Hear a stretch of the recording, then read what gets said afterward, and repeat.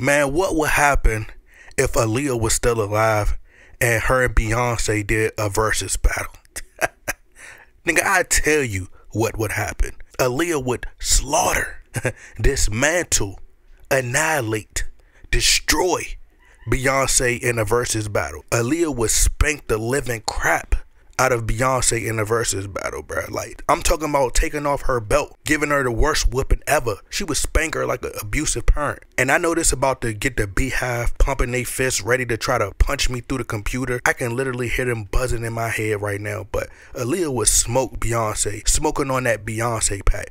And I don't know why, but for some reason, when I think about the annoying beehive or the barbs, all I can imagine is them sitting in an empty warehouse full of computers trolling and responding to anybody who criticized their master, like Beyonce or Nicki Minaj. And then you have a huge screen in there where Beyonce and Nicki Minaj just pop up randomly until they're caught to attack people pages who don't agree. But I don't want to hear no excuses from the beehive talking about the only reason y'all be all on Aaliyah and giving her so much credit is because she died. Bruh, look at this list.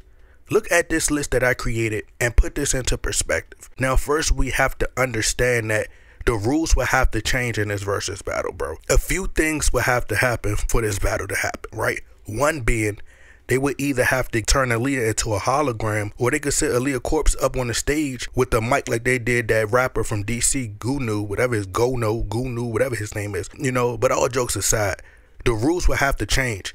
There will have to be a limit on the song. So I say each challenger get like 13 songs apiece or even 15. But as we look at the list, in Aaliyah's short-lived career, her songs had so much more substance and was far more impactful than Beyonce songs. Beyonce songs just didn't have that heartfelt music. Beyonce music just seemed a lot more agenda-based to me. It was like more so about women independence instead of togetherness and unity with men and women. It's like a hate men movement. Songs like Irreplaceable, Me, Myself, and I, which is one of my favorite Beyonce songs, by the way.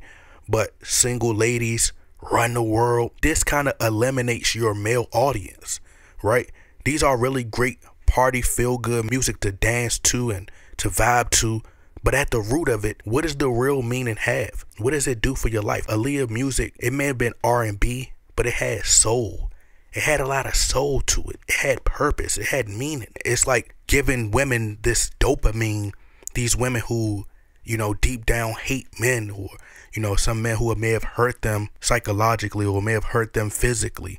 And it's just like payback for them, to be against men. And I know some people may respond by saying, man, I ain't trying to think that deep while I'm dancing and listening to music.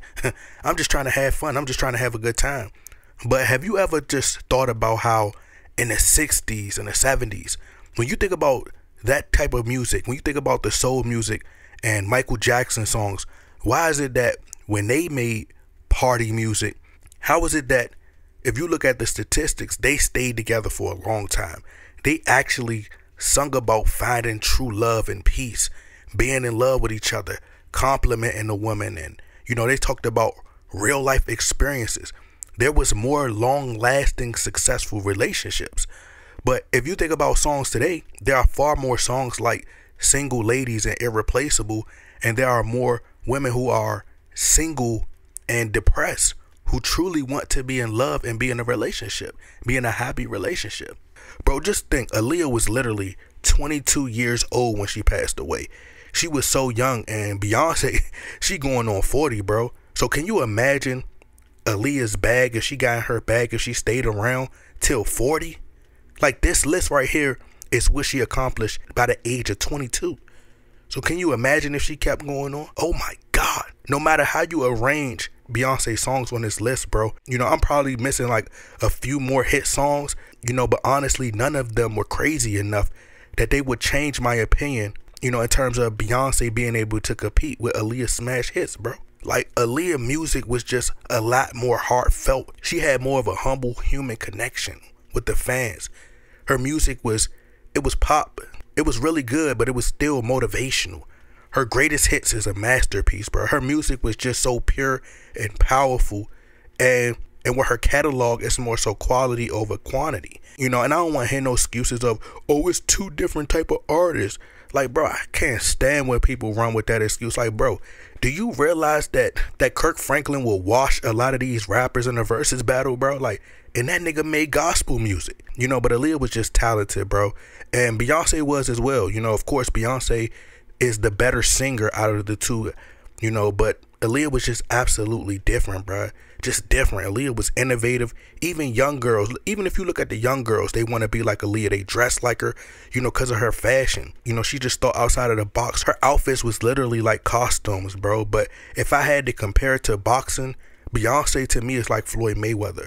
Her songs are great and they have enough pop, no pun intended, but enough pop, enough power to get your attention. But it's not enough that it's like haymakers to the point where it's like damaging and it's going to hurt you for 12 rounds. Like Beyonce is like a 12-round fighter. Like she would win on the scorecards. Beyonce punches, it's not powerful, it's not damaging, but you know, it's enough to win a fight. But with the right game plan, the right strategy, you know, the right approach, the right type of fighter, you know, you can defeat her. You know, Beyonce really does have a really great catalog, but she'll give a lot of other artists run for their money. But with artists like Aaliyah and artists like Lauryn Hill, their songs are like haymakers. Beyonce just came along during a time where she didn't have any real competition to challenge her like that, like in the golden era of boxing. Now for Aaliyah, she's like a Sugar Ray Leonard. No matter how you switch this list up or whatever songs you replace, you know, from Beyonce's side, it's nothing that she could do with Aaliyah, bro. It's nothing that she'll be able to do. But you know, songs like Are You That Somebody